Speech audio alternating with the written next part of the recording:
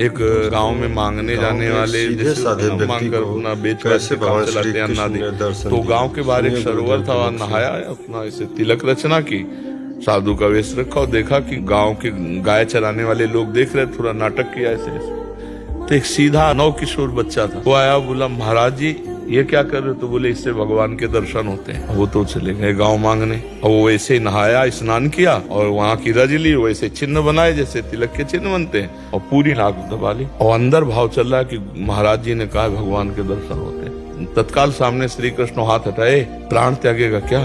देखा तो ऐसा किसी को देखा नहीं था, इतने सुंदर प्रभु उसी अवस्था के।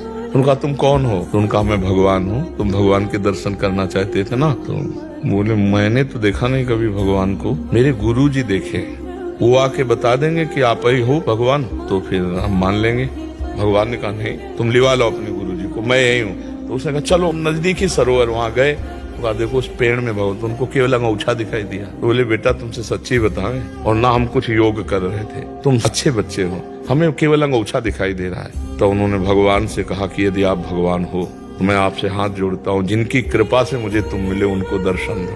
भगवान ने उनका ज्ञान हरण किया, जे ही दर्शन दिए, उस दिन से वो सच्चे बन गए। श्रद्धा का विषय देखो।